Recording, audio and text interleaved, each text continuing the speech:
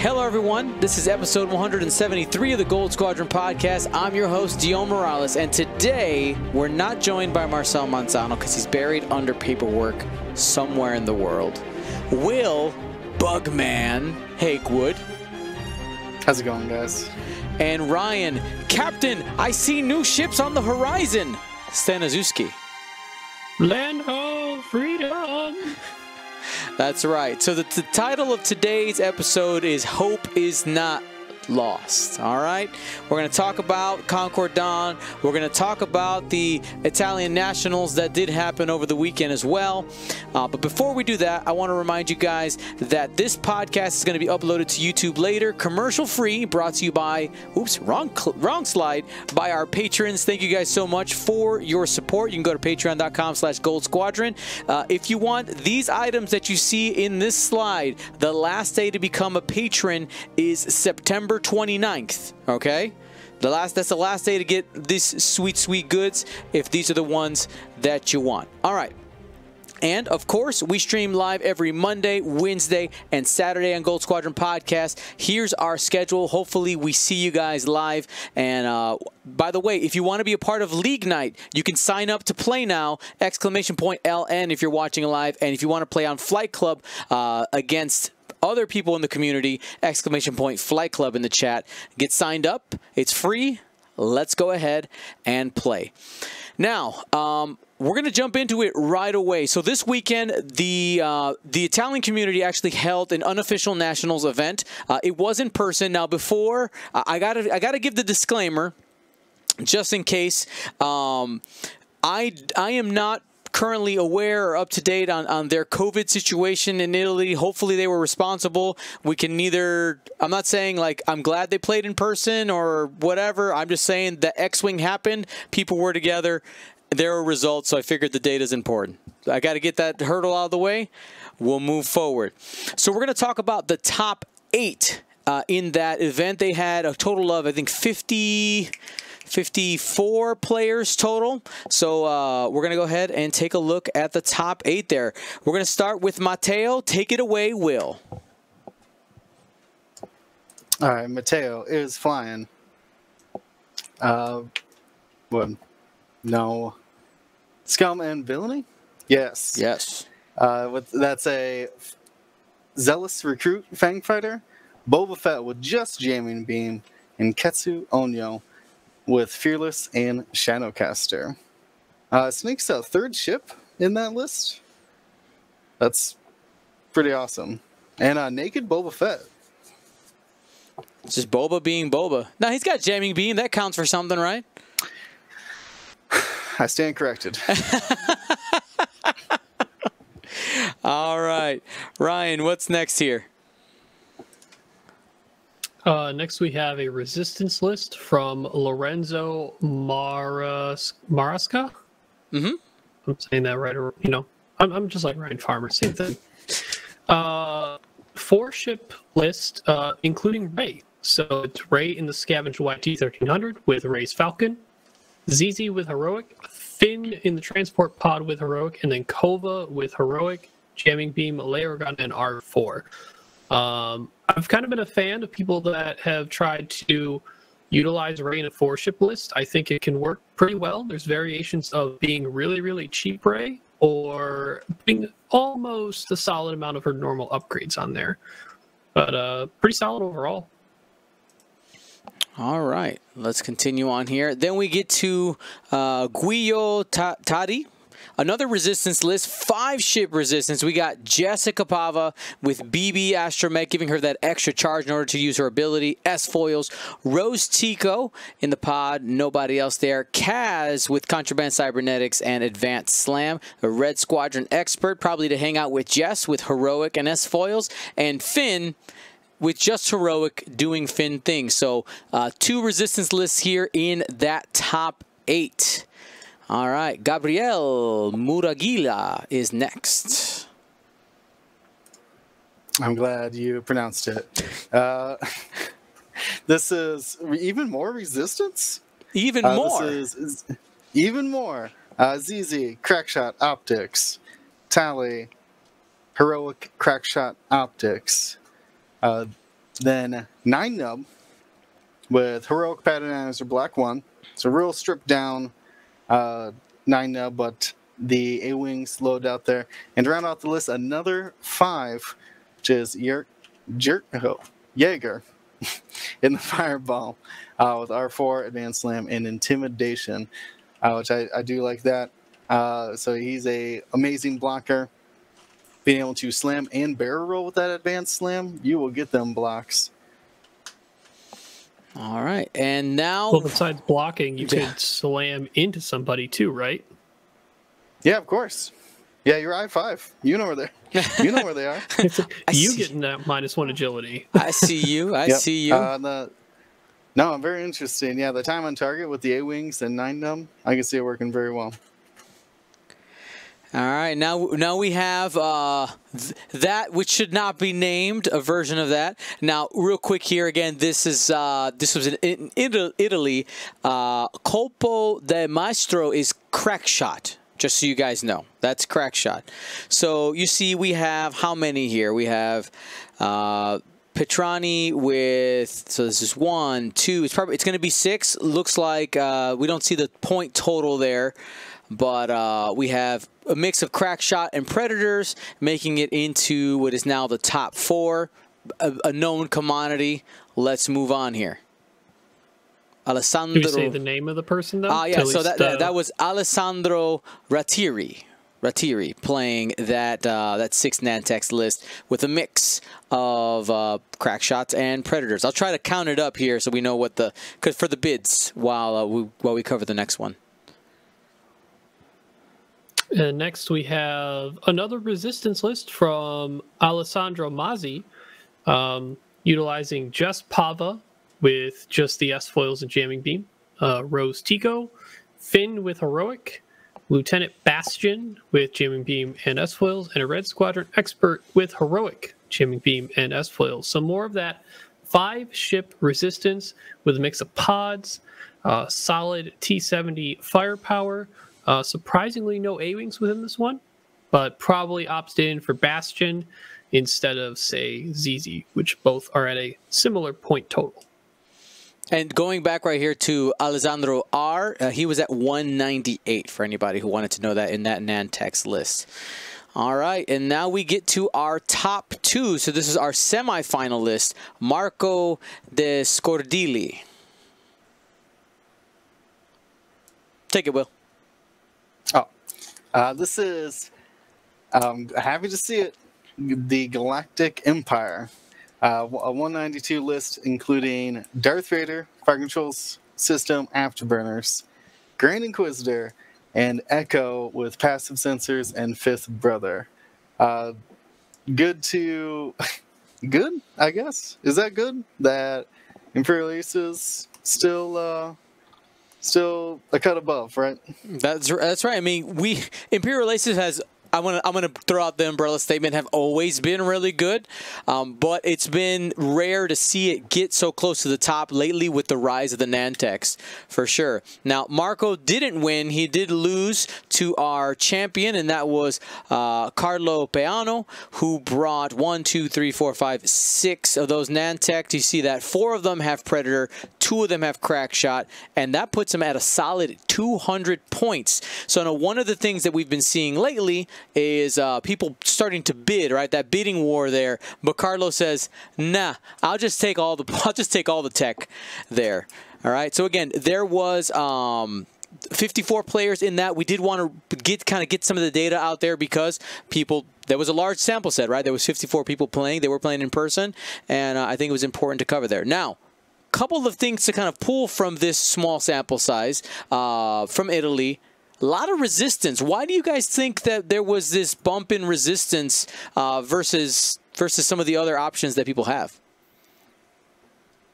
I think resistance can just make really good, like, salad lists. Mm-hmm. Ray, we know, went down again. We've seen Ray mostly in 3-ship lists, but these 4 ships, I think, are something I think that should be explored even further in terms of the variations that it could create. But I think every resistance list we saw in this top 8 was at least 4, if not the 5 ship variation, utilizing just Pava and a couple pods and a couple T-70s. I think the consistent, maybe, nope, not in Gabrielle's list, because I was about to say the pods seemed to be the most consistent aspect, but that was not in the Jared Giger, 9-Nub, Tally, and ZZ list. And even ZZ was left out of Alessandro's list, which I believe in most of the current Galaxies events, ZZ was one of the most popular ships in, I think, the game, like as a unique pilot. So, I mean, if you take Resistance, you see most people just take ZZ. It's so effective. Very good. And I think one of the other things that we have to compare is one of the best things about the Nantex platform right now is the fact that it has very high time on target. And that has been one of the staple things that we've said about RZ2s for a long time now. They do it different ways, but very high time on target. You have opportunities to push damage through. Now, we had Concord Dawn. We had 100 and I'm forgetting how many players. A lot. Let's just 19, 24, 130 like was registered. Some of them had to drop initially to get going. Let's go ahead, and we're going to start with the top 16 here. I want to just make sure we start at the right person. So Tom Traz, I had it set up and then needed to look at that number, forgot. So Tom Traz, we'll start there, and will kick us off. Here we go. Begins the Separatist march. Tom Traz, 195, bringing, let's see, that's 1, 2, 3, 4 Arena Aces in the Nantex, 2 with Crackshot, 2 Naked, a General Grievous with Soulless 1, and a Trade Federation with Vulture Droid with Grappling Struts. So I'm interested in the one-off Trade Federation that Tom was using here, because it's, I assume, a blocker. Normally you see like a 311 or like even carrying a Discord missile or something would be the reason you bring a Vulture. But I mean, clearing the way to make sure your aces don't get blocked. Yeah, it seems like a really,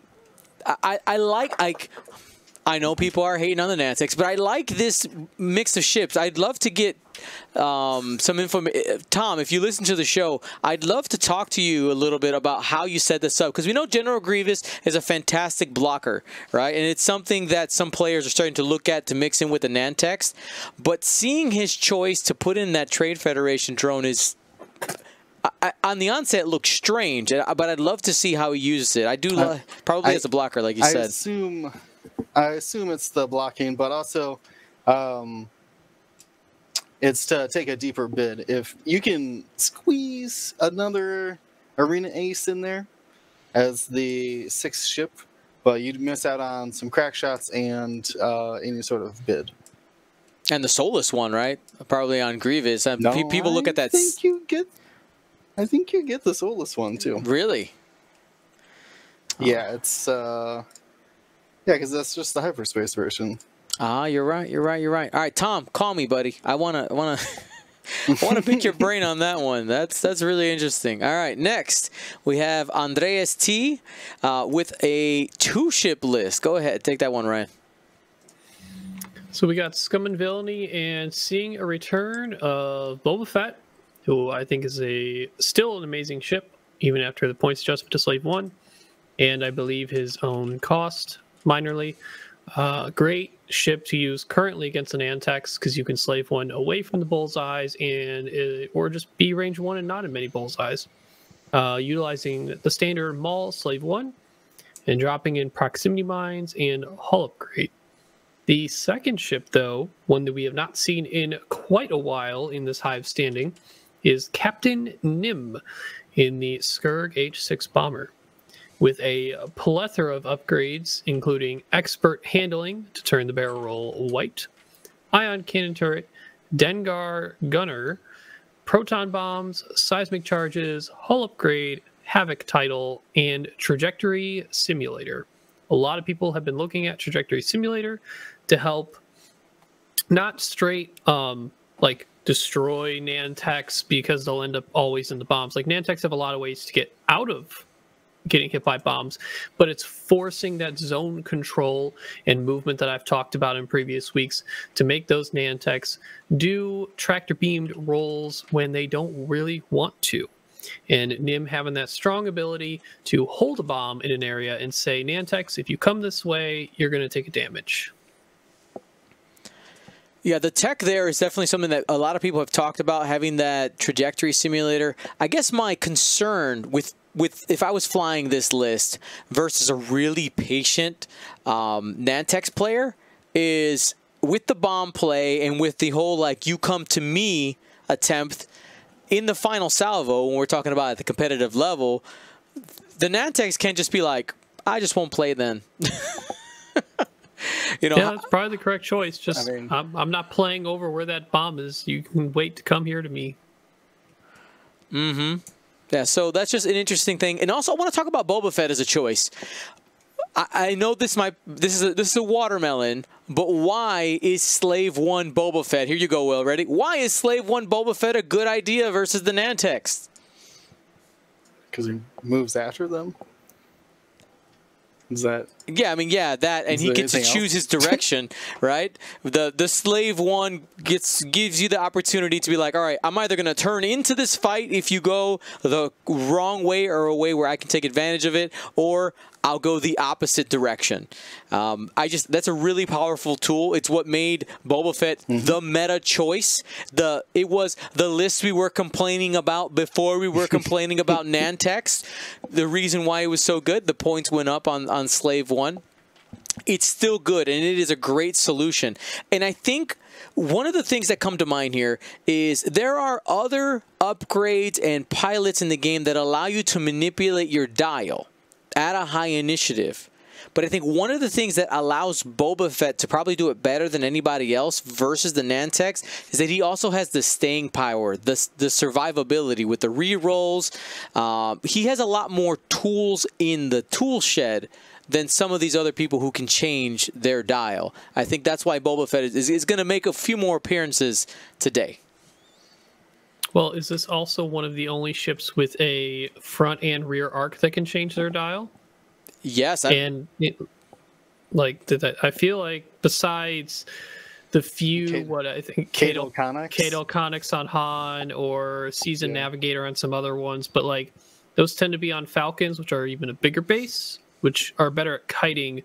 Boba can choose turns to cut in hard if he finds that his defensive range 1 will hold up enough. It's true. All of it. Next one, Boba comes back again with Mark Argent with Boba Fett, Maul, Seismic Charges, Contraband Cybernetics, Slave 1, but this time paired with Guri, the Dancing Butterfly herself. Lone Wolf, Advanced Sensors Virago at 195 points. I will tell you, Guri, Advanced Sensors Guri is one of the hardest ships to pin down if you're lower initiative. She can make you so sad so often. Again, another great choice and another example of being able to manipulate your dial some way. But of course, this one is with the barrel rolls. It's a great list. Let's talk about the risks of bringing a 2-ship list versus a meta where there's a 6-ship list out there, hunting people. Why is that a little bit scary? I mean, the Nantex could take down Boba Fett. If they may not be able to catch Guri, but they have enough firepower to just annihilate one of these 2 ships in the opening joust. Yep, they're so expensive. You lose one, you got some work to do. All right, so Kyrian and Ryan, I'm going to save you from this one. I'll let you do the next one, much more interesting here. But Kyrian Simsky bringing another one of these versions of the Nantex. This one's at 198, but instead of Crackshot or Predator, choosing to go the marksmanship route, generating those crits in the bullseye. at 198. Kyrian, good job working here and getting into the top 16. All right, next, Rogelio Hernandez brings an Empire squad. Let's talk about it. Appreciate the pronunciation. So, hey, you're noticing a trend here. We have 2 Bulbas so far with Slave 1 and a Guri with advanced sensors. Hey, let's do some more pre-dial repositioning with a Rexler Brath with advanced sensors and outmaneuver, and then a disgustingly fat Grand Inquisitor with supernatural reflexes and advanced sensors and concussion missiles. So, because supernatural reflexes and advanced sensors, I believe, trigger at the same time, you can do supernatural reflexes first and still get to link from it, and then do advanced sensors second, getting that third action. Well, no, you wouldn't. No, I don't. No, think because you'd be linking with off of supernatural. Yeah, so I don't you couldn't think do it a works. third. But you can, because it's advanced sensors after you reveal your dial, and supernatural is before you activate. So I assume it's supernatural then advanced sensors. Yeah. But that's You- still. but it does allow you to reposition with supernatural, and then instead of always being forced to link to focus, you could then lock or evade with a separate action with advanced sensors, and then not be forced to do a blue maneuver even.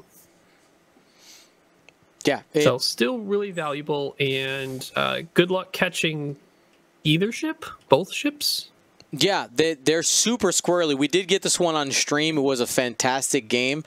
And the pre-position is what makes that list. So and here's the thing, right? You'll notice that that Boba Fett list with Guri, the Boba Fett list with Nim, this one here, people are investing heavily, saying, listen, if I don't have the firepower, I'm going to invest in not getting shot. It's always been a great strategy since the beginning of X-Wing. Not getting shot is the best way not to take damage. Period. End of story. All right. Now, speaking of people who like to shoot up things, Sebastian Nunez de Arco here, another 6 Nantex, all with crack shot, 192. Don't need the Predator. I'm just going to push through damage. Saddle list, congratulations on your placement. We'll continue now. XY bringing an Imperial staple? Question mark, Will? I think it is now. Why not? This is Captain Farroth in the TIE Reaper with Ruthless, Admiral Sloan, hull upgrade, very defensive and offensive with that Ruthlessness and Admiral Sloan rerolls. And then matched up for the Sloan bait, 5 Sinar Specialists, aggressors with dorsal turrets on them. You got this one on stream as well, didn't you? I did. So we've got an XY playing it, and then there was a gentleman who played it in Dathomir as well. Yeah, it's, 11 arcs, a lot of health. You have a very defensive Sloan carrier as well, so it gives you time to get those aggressors into position. Very interesting. Is this one of those things where Sloan just makes the ships better? Is this kind of like the Jendon scenario, to where Jendon just made any ship better? Is that what we see Sloan doing here? Or are the aggressors and dorsal turrets really that good of a ship? So generally it is Sloan, but I will say one thing as a devil's advocate to people who say that it is mainly Sloan. If you look at what was predominantly used in the Republic a while ago, the Sinker Swarm, usually that one utilized a 4 Torrents and a Thing. All right, so this one doesn't have that type of list. The same amount of ships. But that other thing is points invested into the Sloan effect, which Sloan on top of the Captain Farroth, Hull, and Ruthless, like that's more points into that sort of main supportive ship. But it's also much harder to kill than Sinker, and the restrictions on the rerolls are different but less area restricted. It's range 0 to 3, really big. These aggressors have theoretically the same defensive profile, being 5 health on 2 agility, which we've seen through torrents and other things like that. Surprisingly, it like stays on the board a little longer than most people expect. On top of that, these ships have the dorsal turret, so their time on target in most cases is much higher than a base torrent. So because I think the chassis only works in the Scum Swarm, I'll put that out for sure. I don't think the aggressor works anywhere else right now. So Sloan, while powering it and being the main force and reason that the people would want to kill Feroff first, I don't take away much from the aggressors because they're not far away from torrents, which we know were baseline good because they were really cheap. You just add a turret on these, and they have the same barrel roll link to evade that the torrents had access to. So I guess that's my... I've never actually compared those two. For one more point, you get a shield instead of a hull, and you get a way better dial. Hard 3s and 3 banks. Fair enough. Yeah. It's when you compare it to a torrent, it's very similar, except the blues, you may desire the 1 bank blues for the torrents more when you do those barrel rolling to evades, or when you do that those red maneuvers, but I'd take a 4K over the 2 talent roll and 3K the torrent in most days as well. Yeah, makes sense. Now, one of the things I want to bring up, if you watch this game on stream, XY, when he played his game, he played against a 5 Y-Wing list, which we're going to get to hear about in a minute, which is really, really cool. So I doubt it was a matchup that XY, and he's actually in the chat right now. XY, let us know. Were you expecting to play against? Did you tech against the 5 Y-Wing list? I don't think so. But Feroff is in. Go ahead. That game is heartbreaking. I won't spoil it. Go watch it. Yeah. But there's a crit that just demolished his chances of winning it. Man, flip that entire game. One single crit. Captain Feroff can be very defensive. Sometimes. Most of the time. We'll just leave it at that. Spoilers. It'll be, but go ahead. Subscribe to the YouTube channel and you get to watch it later. Or if you're actually a sub on Twitch, you can still watch, you can go back and watch it right now for the next 13 days now. 12? I don't know. Whenever Australia ended plus 14 days. Anyway, Antonio Uva taking another variation on the Nantex list. This one only has 5 of them. 5 of the arena aces, and 1 is Gorgle with Crackshot, bringing that bid down to 190. It's cheapest one we've seen so far. Cheapest one we've seen so far. All right, Ryan. Now you get to XY's nemesis. You get to see this and talk about this one a little bit. Go ahead. Probably the most amount of turret fire we've seen back and forth in a game. Like turret upgrades specifically, because we know A-Wings have been around forever. But anyway, Samuel Dameron with the Galactic Republic utilizing a ton of Y-Wings. We have 3 Red Squadron Bomber Y-Wings with ion cannon turret and proton bombs, and then 2 Red Squadron Bomber Y-Wings with dorsal turret, plasma torpedoes, and R4 astromech. I was not expecting this for sure. But ion cannon turrets make ships float into bombs. Seems good. I'd be curious how often those plasma torpedoes were able to take good effect if Samuel utilized the ion cannon turret bombers to make their way sort of as frontline screeners, similar to how we used to see the 8-ship separatist list, where the vultures up front with Discord missiles would be in front of the hyena bombers with the plasma torpedoes, so that would negate that sort of closing into range 1 to not be able to use the plasmas, or if the plasmas just came from maybe a different angle. I did not see any of the matches, but I could see those two strategies used either way. Yeah, I mean, this list is just thick, right?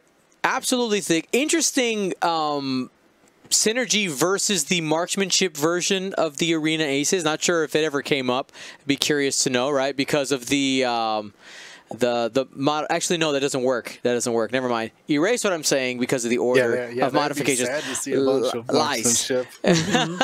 Yeah, ability turned off instantly. Sorry, I got excited for a second. It's like, wait a second, that works? No, it doesn't. But I mean, being able to mitigate crits is a nice thing for any ship, especially when the use of crack shot and things like that could possibly make it so that some of those are falling through after you get shields.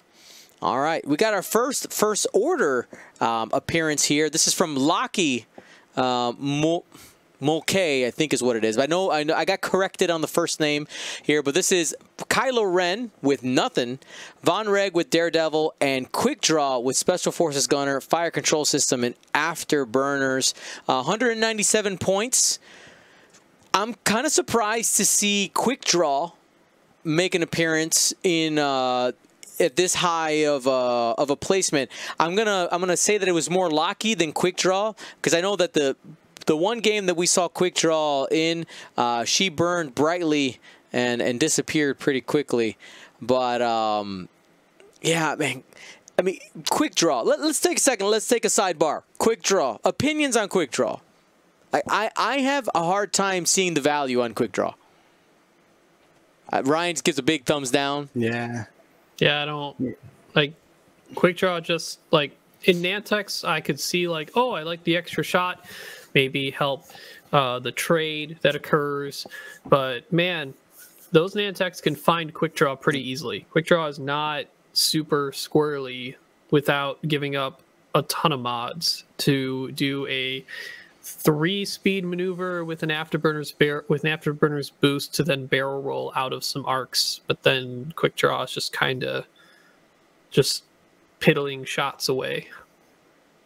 So I have a theory. Remember all those pre-position I5s? Yeah, they don't look so good against a Afterburners Quick Draw coming in. So is this thinking 2 steps ahead? I was countering the Nantex counter. I don't know. Those pre-repositioned ships can be in a lot of places that Quick Draw still can't be, right? Sure. I guess that's like I said, my only theory is combating other I5s. I will say that my opinion is normally pretty low on Quick Draw. I would much prefer Backdraft Lahus. There's a bunch of other SFs, a generic SF sometimes. And I think one of the values just like being able to shoot at Initiative 6 before other 5s. Like maybe that's the reason why you bring her. Like just at least once you're gonna get to shoot before things at I5. I mean, I don't know. And maybe I'm thinking in that list, while she is more expensive than Von Reg, she's not an endgame ship. And maybe you just, because you can shoot twice at least once, you feel okay just kind of going in for the jousts, see what you get, and you let the aces get into position while Quick Draw just sacrifices herself. Yeah, that sounds about right. She's definitely the tank in that list if there is one. Definitely not a triple ace squad. That's not what Quick Draw does. Yeah, this is 2 aces and a bruiser. I like it. I like it. All right. Next, Matt Carey. Go ahead, Ryan. Sorry, it's Will. My bad. I think it is main. This is a resistance. This is Rey with Rose, Corsella, Finn, Rey's Millennium Falcon. Rose and Finn, very good upgrades on Rey. Corsella is the one that can clear all of the stress, so combos really well to Rey's Millennium Falcon and Debris Clouds.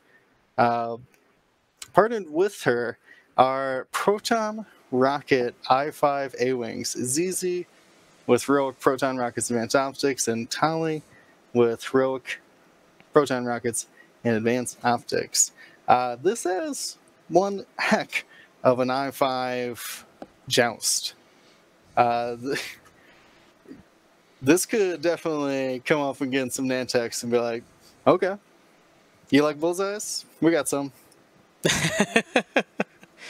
Yeah, absolutely. The proton rockets, we got to see Matt Carey play. The proton rockets didn't play as big of a role in the matches that we got to see, but yeah, I could definitely imagine the situations where you say, you know what, if I'm going to take an A-wing in there, I'm going to hurt something bad. And you have the opportunity, if you can get 2 of those rockets off on one of the ships or on 2 different aces, you get some good dice, especially if they took the tractor and they're only rolling 2 dice, you might be able to kill a couple Nantex before they even get to shoot. Yeah, it is. We don't normally see A-Wings with munitions, but it is an interesting way to not have to rotate your arc either when you come around from being a turret to turn in on somebody. If you can just line up the bullseye, you won't need to take the extra action. Absolutely.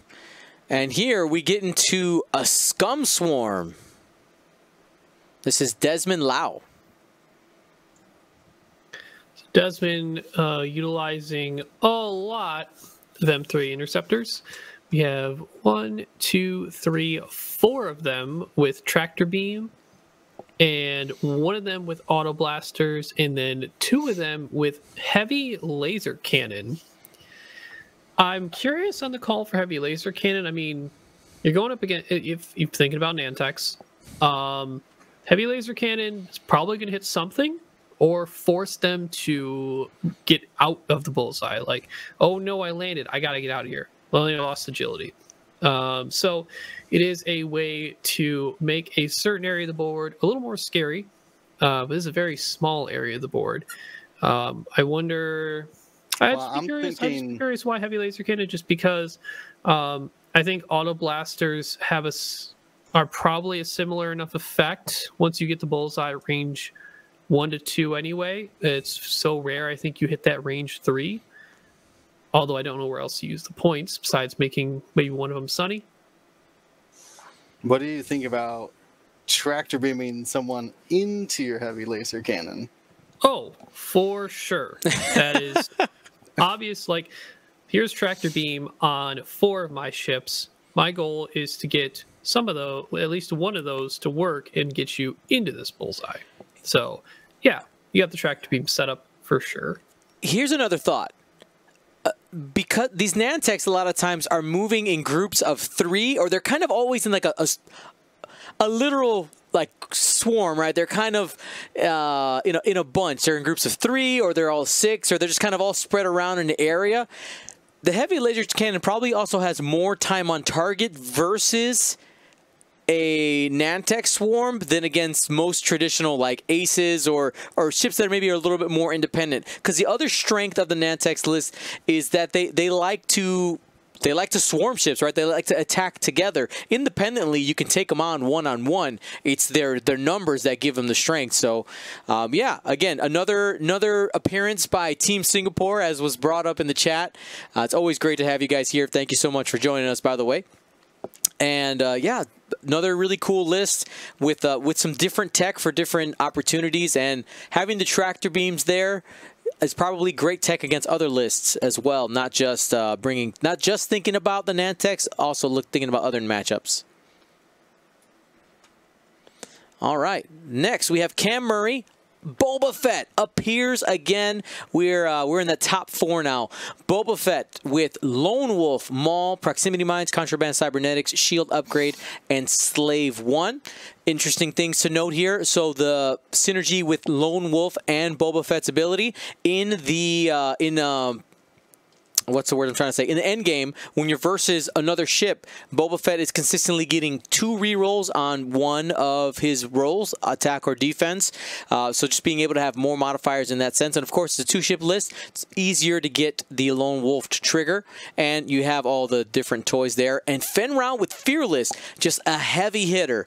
I highly recommend watching the top 4 games with Cam Murray in it. Really, really great. Great player, great person as well. I really like that guy. Just the game of cat and mouse that you have to play with this list in order to keep Fenn Rau alive. Like, I want to know if Cam played against Nantex, and I want to know what you did with Fenn Rau, Cam, because I would think that Fenn Rau is super scared of Nantex because of the possibility of just taking all these range 2 shots with the side arc and them just like not caring about Fearless. Like, what do you guys think about it? Joust him head on.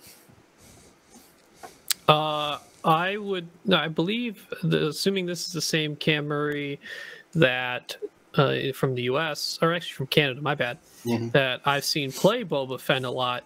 I would expect maybe he uses Fenn as bait.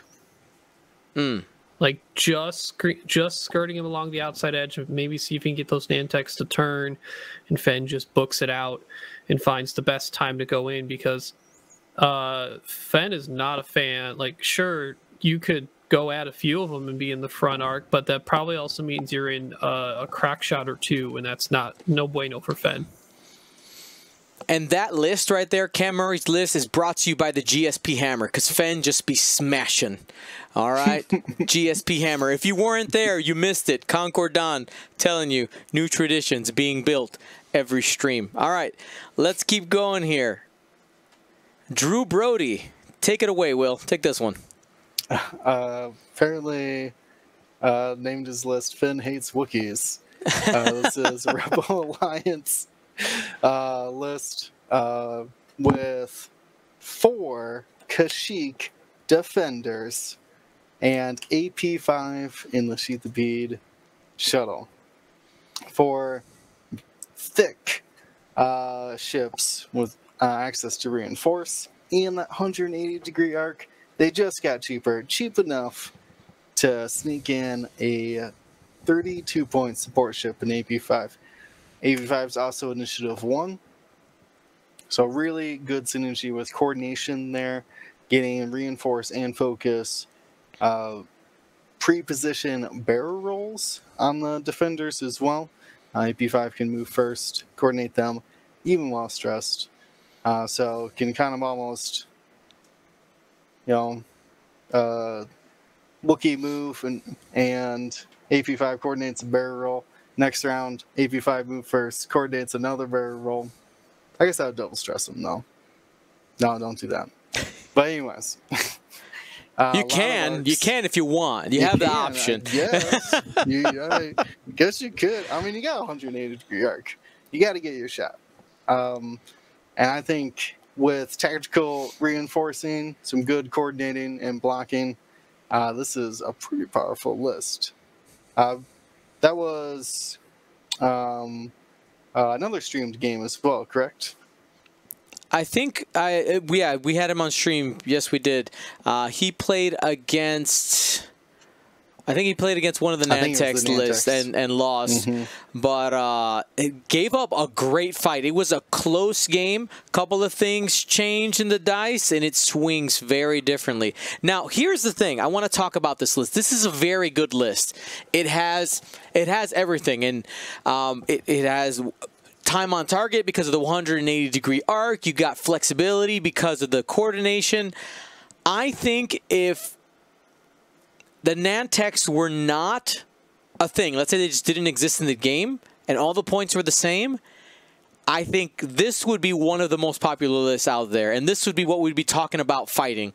It has a lot of flexibility, guys. Like it really is good. If you want Nantex level of power without getting the stigma of the Nantex, fly this list. It's really good. It's really, really good. Get a lot of options there. Zero stop and still getting your action via AP5 coordinates, pretty good. It's quite solid. It's quite solid. And then now we get to the finals. Once again, the third Galactic Championship qualifier in a row, we had Nantex on Nantex. Now, we didn't have all Nantex, right? Little bit of variation here, a little bit of variation here. Daniel had 5 of them with Crackshot and DBS 404. Will, you guys had the same list? But you brought some Predators, right? I didn't take a 10-point bid, no. This was Danthamir. I flew 4-4. Got it. In a similar configuration, using his Hex Tex skins that he was able to loan me. And so I was looking real good. Flying the Nantex versions. I love to see 404 get all the way to the finals. Wow. He is a cherished ship of mine. Basically, being able to use him, one of the problems with the 6 Nantex is that I feel like I always use one as a blocker. And so you have to utilize its turret to get another shot, right? Because you can't shoot the ship you blocked. Right. Unless you can. 4-4. Yeah, unless you have an ability that lets you. And you get to roll an extra dice. So being able to come in with 4-4, block somebody, and then converge on the bullseyes so you don't end up missing a shot. Plus, he's initiative 4, so you can hold that shot, because he does damage himself if he hits at range 0 or 1. So you can try to see if you don't actually need his shot to kill the ship you ran into, or blocked or whatever. So very interesting. 190 as well. Wow. No struts, no torps, no nothing. No predators, only crack shots. Yep, and which is interesting. Go ahead, sorry. I was just going to say, the choice of EVT is always interesting to me. We've seen all varieties. And I was going to say here, this is one of the best finishes we've seen with DBS 404 in an event this size. So pretty cool to see a self-destructive droid make a big play in a big tournament. And then last but not least, our champion, Nicholas God, he has made a bunch of the cuts in Space Jams and other galactic qualifiers, was able to make the final table, and he had an Nantex list here, 6 of them, all with Predator at 192. Now, there is something we have to talk about. If you watched live, we can't not talk about what happened in the final. There was a mistake made at the table where Daniel unfortunately flew one of the ships off the table, and basically when set, it accidentally got set at an angle. And this actually leads us into one of the questions of the week that I wanted to touch on, because I think it's important. By the way, everybody who played in the tournament, you guys did awesome. And Daniel, I believe he's watching right now, and I want to talk about the situation in a way for us to learn. My plan is actually to not put up the final in full game. I'm going to edit it down to talk about what happened and how to avoid it in the future, so that we don't have this happen again, because Daniel played his butt off. He made the final. He was ready for the final, and once you fly a ship off the board, whether it's digitally, in person, your mindset changes.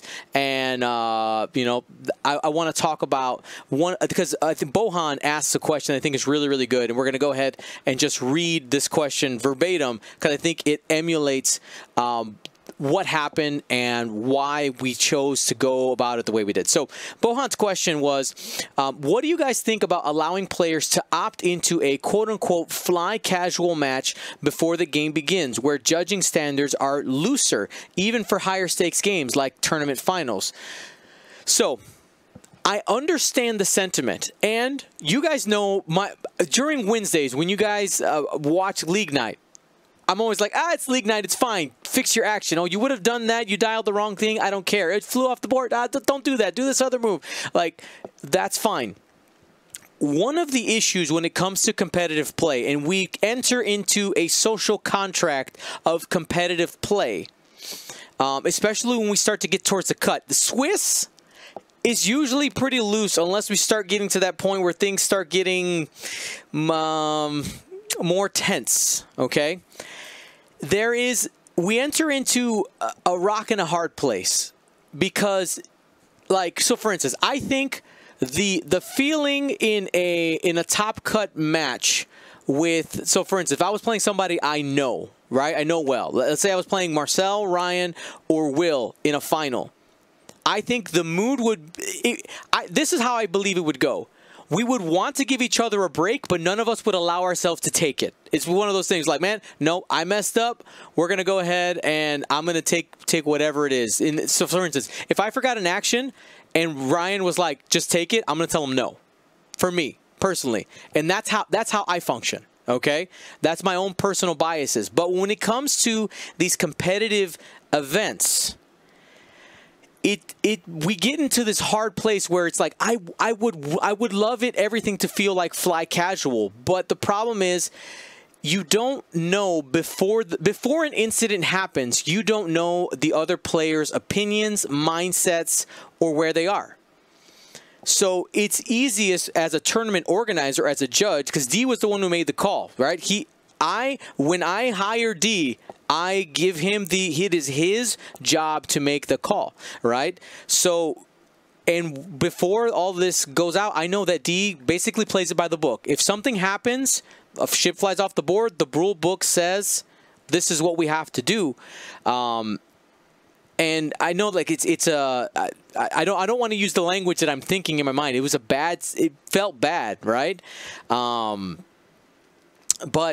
it's a situation where we follow the rules just for the sake of, we don't want to get into a situation where in the future a player who has bad intent, which this was clearly not, it was clearly an accident. It clearly was.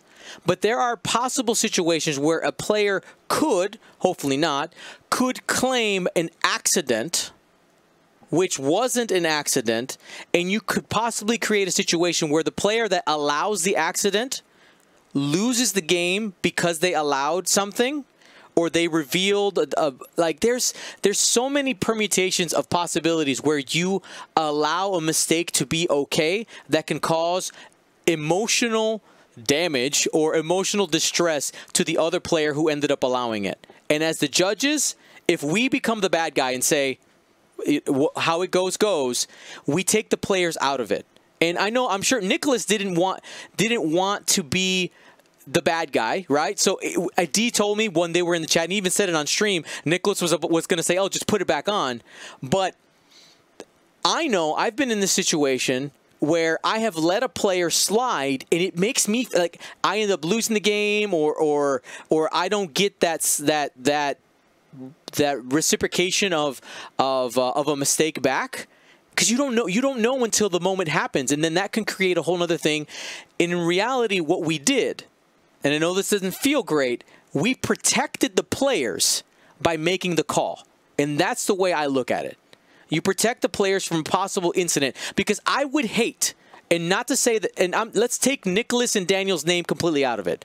I would have hated to be in a situation where Nicholas makes a mistake, or let's just say the winner of the game makes a mistake, and the other player doesn't allow it. Could you imagine the firestorm on Facebook, FFG forums, when they say, "Oh, this player gave him slack and the other player didn't"? I would hate that. So, as the judge, you go by the book. You take it out of the player's hands. That's how I look at it. It's not a great place to be in, because I have more private messages about this than I care to talk about. Okay, but we just move on. We just move on. This was the call. That's it. It is the bad side, the negative side of being the judge or the tournament organizer. It's not always pretty, and this was one of those situations. And I know, I gotta say it, Daniel, Nicholas, top-notch people. I've gotten to play them online. I've gotten to talk to them. They're both supporters of the show. They were super excited to be in the final. It was a crappy situation, and I'm looking forward to seeing how they both do in Coruscant, because I know that they both deserve to be there, because they're great players and they performed absolutely amazing in the event.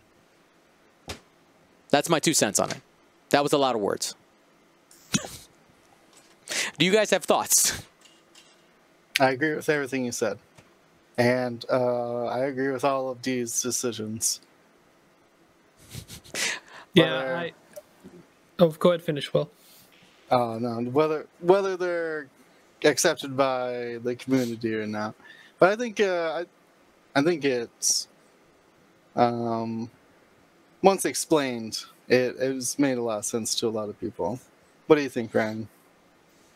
No, I agree. I actually hadn't heard the side of the perspective that Dion mentioned when judges. I think in a lot of cases, and okay, judges might be mad at me about this, but this is from a player perspective who may not see every call you make with every game, but in some of the more controversial historical calls in X-Wing, I believe that a lot of times judges haven't, or this is only a perception. I could be. Oh, I can hear the judges getting mad at me right now, potentially. That by the way, everything's out of arc from now on, Ryan. That's your answer. There have been times in the past, for sure. It's not all the time. It's not more or less than where judges haven't been the bad guy. They didn't make the call that needed to be made. Right? They kind of let the players make the calls themselves, which you're right, Dion, that gives that sense of either between themselves or for the spectating audience and the, I would call the aftermath audience being all of social media, can end up in a situation where someone is interpreted as the bad guy, or someone is interpreted as more sportsman than the other player if it's left up to that. I think when you put in the perspective that judges are there to make the tough decisions and the calls that need to be made, so it doesn't end up on the players in a bad situation on either side. I think that's probably one of the better perspectives I heard on this subject that I actually haven't had up until this point. And it makes a lot of sense because my normal instinctual reaction to kind of what happened is that I was surprised, being as simple of a mistake as it was. Simple in my mind is like, it's easily correctable and something that in most events that we've seen, people would, and just like Nicholas said, put the ship back. I know this wasn't meant what it was supposed to be, but it feels bad because some people think Nicholas's win is tainted. That dude's a really good player. There's no tainted victories in this final or loss or anything. I think D as a judge stepped up and said, I'm gonna be the bad guy in this, and I'm gonna make the call for consistency's sake, and make sure that as much as he possibly could, because as soon as that happened, we knew the community was gonna go crazy in some capacity. And I think because it wasn't on the players going back and, on either side being more sportsman or less, or someone trying to throw a bone or anything, like something was going to anger the community. Some people are going to have their opinions. And I think one of the more noble things to do, and we hope is done, and we always hope is done more often, is that the judges make the calls and they've stuck by it. And D has written up plenty for people to read about in Fly Better, and will probably go over, or is going over right now in the recording of Fly Better podcast right now anyway. Mm-hmm. Yeah. And you know what? Let's be honest. There's a timeline where D doesn't make the call, right? And they're like, oh, they just put it on. And the crap storm that we have right now is, oh, the ship off the board, and they put it back, and that timeline exists somewhere, and there's just a whole other set of people being upset. Like it exists. Yeah, I think there's less people that are likely to be upset if the ship goes back on the board and they fix the game state, because that's seen as in the public view as a sportsmanship thing. But I no matter what happens, would argue with you. You know, no matter what happens in X-Wing, someone's going to be mad. I would argue with you on that there would be less people upset in that, only because there is past history. As say players who've been around for a while might be more vocal, because there have been, we'll say, what's the word? Other situations, we'll leave it at that, where this has come up before. And there have been arguments on both sides. But we're going to leave that alone for now. Nicholas and Daniel, you're both champions in my heart. All right, guys. That's all I know. And I want to see what happens at Coruscant, because I know both of them are jazzed and ready to go. Both great players. Both have, by the way, I believe, if I'm not mistaken, have whooped on me on stream. So I know they're both really good. So they're both really good. Oh, I would like to make one other point. Yeah. People need to stop being mad at the people who are helping develop TTS. Yes, that was my next thing. You are pointing in the wrong direction, people. That was the next step. Yes, just leave it alone. Okay, it was a mistake. It was a rotational issue. That people have been posting about it. I think the people who have had the best, Bohan actually did a really great write-up talking about what happened and was able to reproduce the issue. Our best tip, if you're worried about it, give yourself a little bit more space from the edge, and you should be fine. But let's go into the next question, because I think it's now going to change our mind. We're going to go back into meta mode for a minute. And this was Jovo who asked this question on our Discord. By the way, you can ask the question on our Discord. We have a submission section. We have question of the week, a list of the week. Anybody can submit there. Go ahead, submit your questions and lists so we can talk about it, be part of the conversation. The question is, quotes, the Nantex are seeing a ton of play lately and making the cut routinely. I think they were always great ships before their costs dropped, but everyone was too focused on Ensnare to realize the value of the base platform. Do you think that might be the case and the points drop just made it more obvious? I'm gonna yeet this onto you guys. What do you think? Will, we'll start with you. I'm going to take this personally. I've been flying them just because it's I haven't found like my list, so I just kind of been flying all whatever's popular and whatever's good or whatever, right? And Nantex are good, it turns out, but it is, I think, less so you don't have to fully execute. It's not so much that they got a range 3 2-dice turret out the side. It really comes down to that bullseye 3-dice gun. It's one of the cheapest 3-dice guns you can get on any chassis in the game right now, especially not a spammable one. Like, sure, you can get a Blunt or a Drew. I don't know how much Scorch costs, but I bet it was over 30. So it's very rare to get that 3-dice gun, and I just don't think that without the 6th one, because I was trying to do the math, and so they went up 8 points or whatever, right? So 5 of them is 40 points. Man, I'm bad at maths today, right? No, wait, no. 5 times... Yeah, 8 is 40. Yeah. So you could only run 5 of them previously. And I think that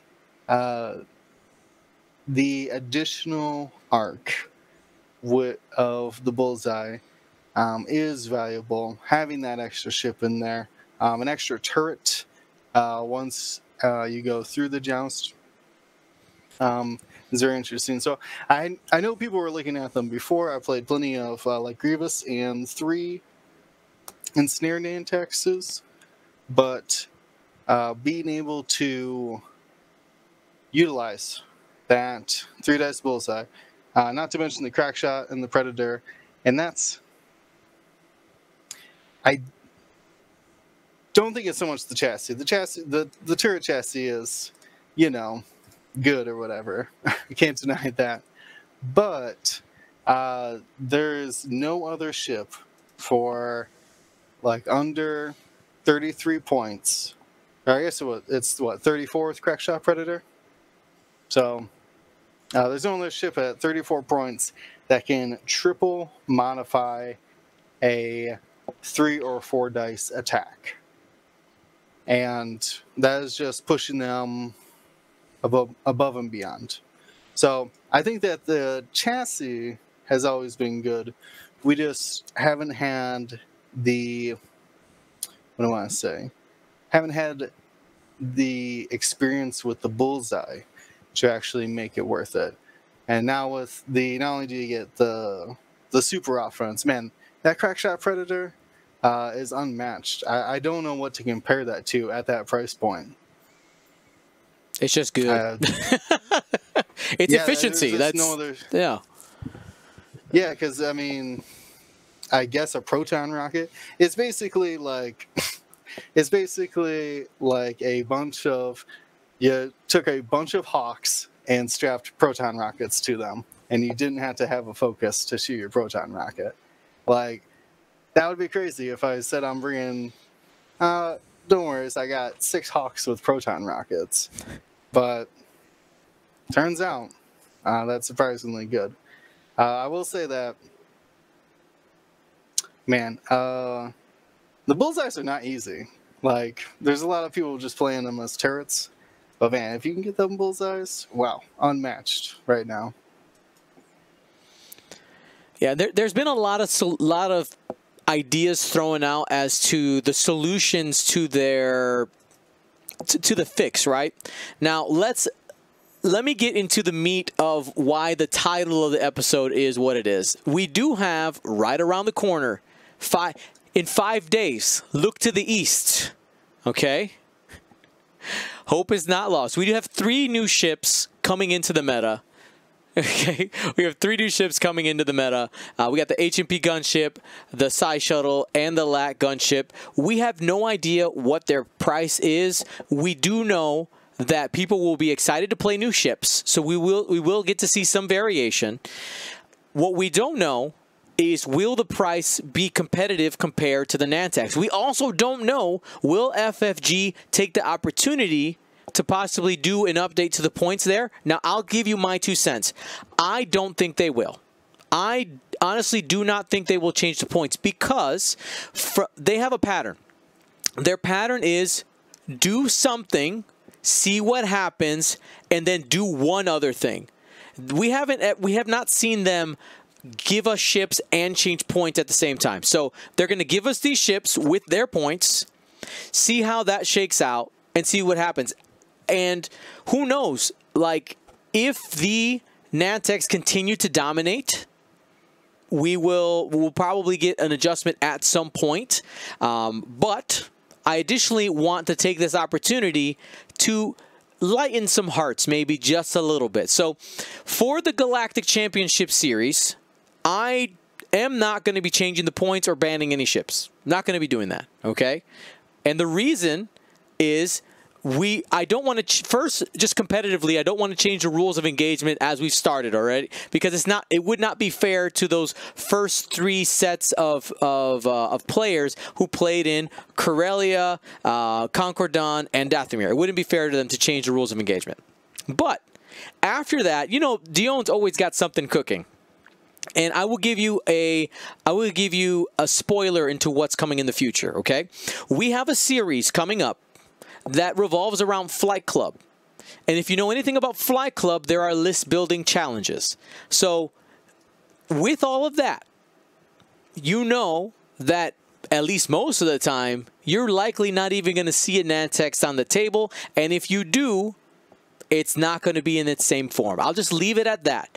Lots of cool stuff on the way. I'm looking forward to see how you guys react when we get the full spoilers. I don't have the full information. It's not ready to go. It's planned to be dropped after Coruscant, but it's on the way. All right, so there is some hope on the horizon for those type of events. Any other thoughts on that question for you, Ryan? From the question from Jovo? Yeah. Oh.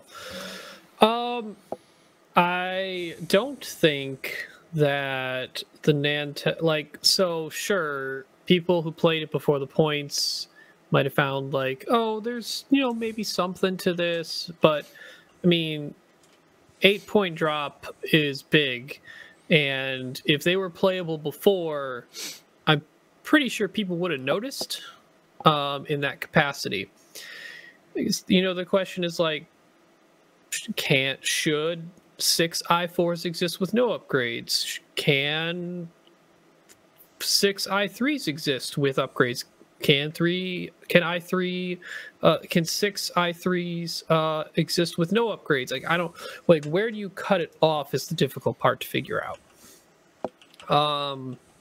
Right now, combination of i4 with Crackshot Predator and 6 ships, or most of them having Predator. All of them should. I think at this point, Crackshot, to me, even though Nicholas just went through and won with all Predator, I would still rather take all Crackshot, and maybe a couple Predators. I will be curious to see what FFG believes needs to be done come November, which is apparently the next points update. This basically feels like another type of Leia upgrade where they went super low. They're like, oh, that's very low. It's being used literally everywhere. Time to tailor it back up. I'm just curious to see where they believe their threshold is of how much is too much, what it should go back to. I obviously don't think it should go back to full 8 points. Should you baseline? Do we think they should be able to be 6 of them on the board even with no upgrades? That's a great point. That goes back to the base of the question, right? If the chassis is just good, it just works, then it might be fine. I think, what's going to be really telling? When people, the hyperspace qualifier that's coming up, right? I think that's going to give us a lot of information because we're going to lose Crackshot. We're going to lose Predator as options there. You still have marksmanship, which we have seen people make cut with marksmanship, and that might tell you right there that the chassis alone could do it. And that's not even to mention that some of the Predators, like ships that are good against Nantex, might not have all their toys in hyperspace to battle them. So who knows where we're going to end up. All right. So now, I have a little bit of a rant, okay? Dion, you ranted already today. No, we haven't. You don't even know, okay? So, I saw something today on a post, social media, that really bothered me. That really, really bothered me. And this is not talking about, this wasn't like people talking about the final and somebody flying off the board. This wasn't about a judge call. The statement was along the lines of, I don't understand why you guys I don't understand why you guys are upset. It's all unofficial. It doesn't matter anyway. So do what you want, right? That was the other statement that I've seen, and we'll get to that one in a minute. But let's talk about this. It doesn't matter because it's not official. Two people with that mindset, I have a couple of things a couple of points to point out. I think the obvious is that we don't have official right now. And I very rarely point this out, obviously. But I have made a very conscious effort to try to give the X-Wing community a large format in order to rally around and have something to talk about, to have something to practice for, to keep our game alive. I'm not saying that we're single-handedly doing it, because there's a lot of people doing local stuff. But I am not deaf to the fact that we are one of the bigger content creators for the game. What we do as Gold Squadron can affect the game at large. And I take that responsibility very seriously.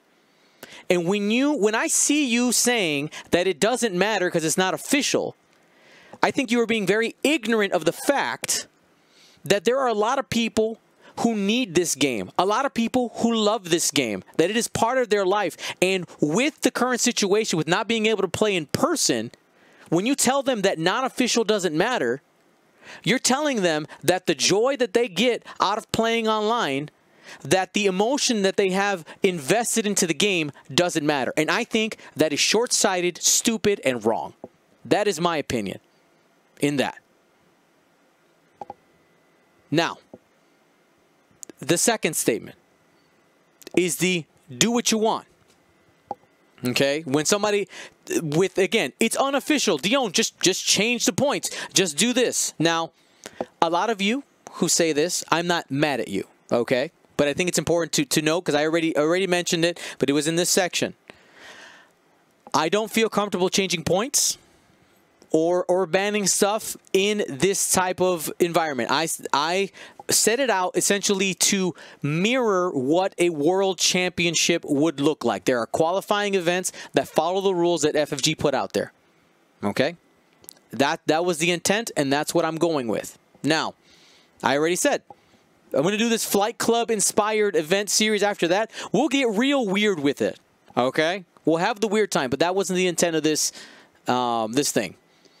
And the thing I find most interesting is that the people who are in a more negative sense saying it doesn't matter because it's unofficial and do what you want in the negative sense, not in the sense of trying to help, because there are definitely people who are saying, Dion, you could change it, you know, because it's yours. I get that. Thank you. I love you.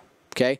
But when you attack it, these are the same people who said, I can't believe you started by calling it Worlds. It's the same group of people. And that makes me upset. Because what do you want? You're trying to be on both sides, and I don't appreciate it. I'm done. So, I'm off the high horse. I'm off the soapbox for now. Let's get into the list of the week. Hug somebody. Pause the episode if you need to. Dion still loves you.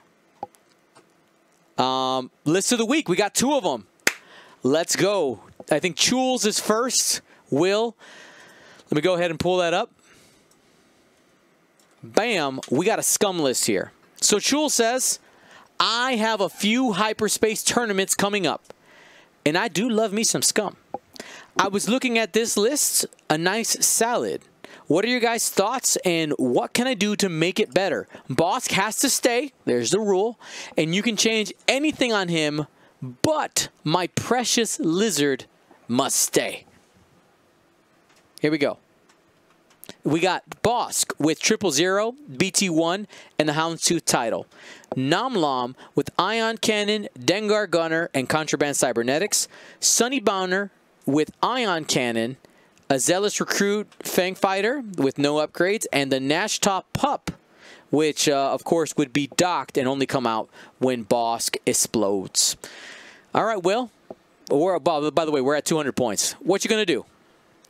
Oh, and it's hyperspace as well. Sorry, I don't know if I said that. I understand.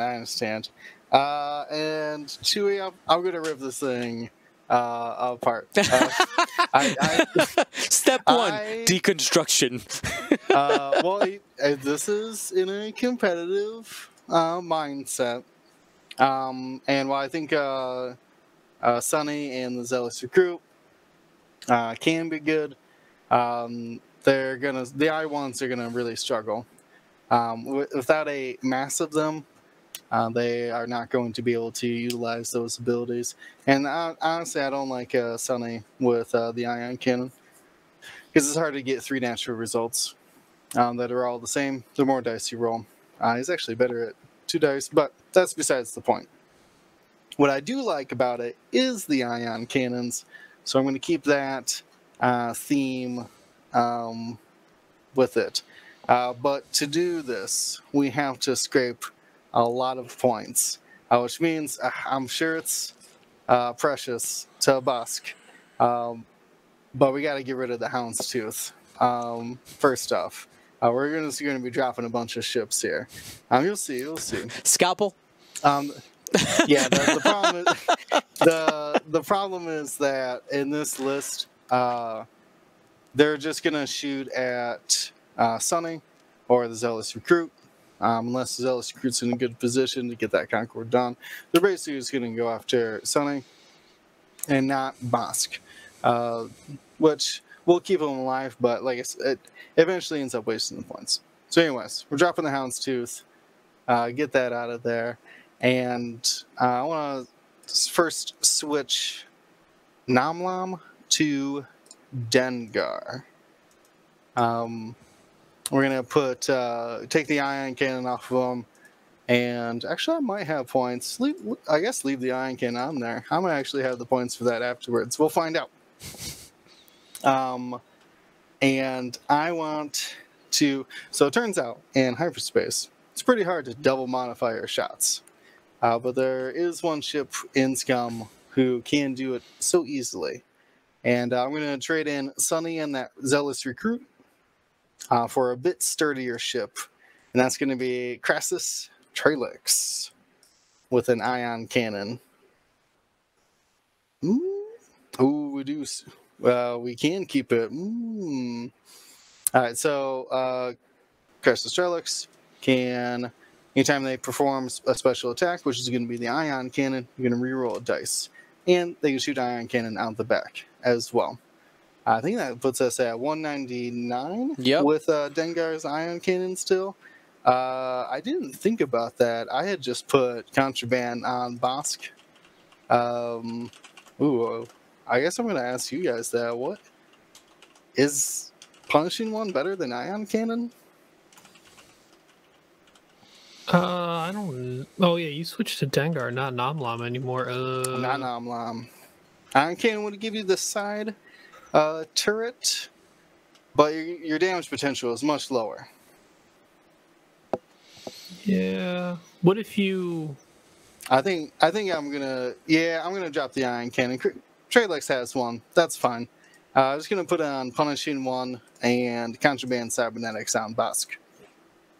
That's a good idea, but you need Dengar to be out there heavy hitting.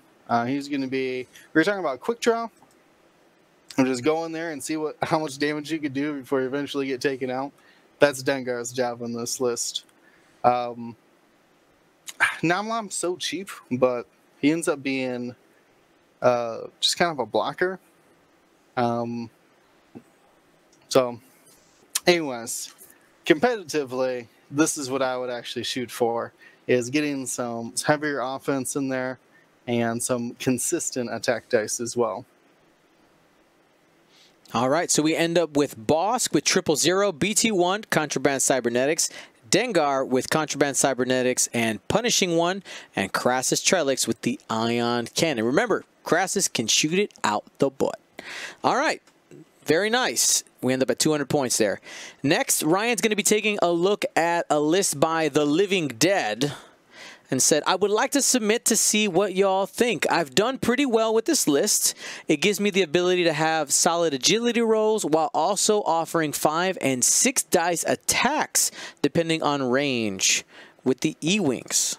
So we have 2 Nave Squadron Escorts with Fire Control System, Advanced Proton Torpedo, R3 Astromech, and Stealth Device. There's 2 of those. That's a total of 67 points each. Super thick. And then Jan Ors that's in the Hawk, by the way. She's the one that says, while a friendly ship in your firing arc performs a primary attack, if you are not stressed, you may gain 1 stress token. And if you do, that ship may roll 1 additional attack die. She's equipped with Proximity Mines, Shield Upgrade, Leia Organa Crew, and also a Stealth Device. Ryan, what do you think? This is an extended list. Yes. So definitely a meaty Alpha Strike in terms of just the sheer amount of upgrades, actually. There's a lot of cards on the board for 3 ships. Which is why we're going to strip a lot of these out. One big thing to note, Janors doesn't have Moldy Crow, which I am not a huge fan of, because at I-5, and the ability to hold focus tokens like that's a valuable shot. I found that out a lot when I was using Janors in my Rebel shotgun list. So first we're going to just take Stealth Device, Shield Upgrade, Proxy Mines off, and throw Moldy Crow on. Keeping Leia on there because the E-Wings, utilizing that vast dial that they have and utilizing those red maneuvers and making them white and take advantage of the R3 Astromechs more, because a lot of times these E-Wings like to equip the R4s for a better 1 to 2 maneuver speed dial. But I do still see a little bit of a problem, and that's I am not as huge of a fan of advanced proton torpedoes, specifically on these E-Wings. The naves are I2. Their action economy for boosts and barrel roll to get another token offensively or defensively is not great, because they boost a barrel and then link to red target lock, which is a limited target lock because they have their ability of experimental scanners. So they already have a lock early on anyway. Using boost and barrel doesn't really help them attain a better lock. And the other issue I've seen with advanced proton torpedoes in the past is there's a lot of ships that can move after these that can just opt not into your range 1. It's really easy to avoid.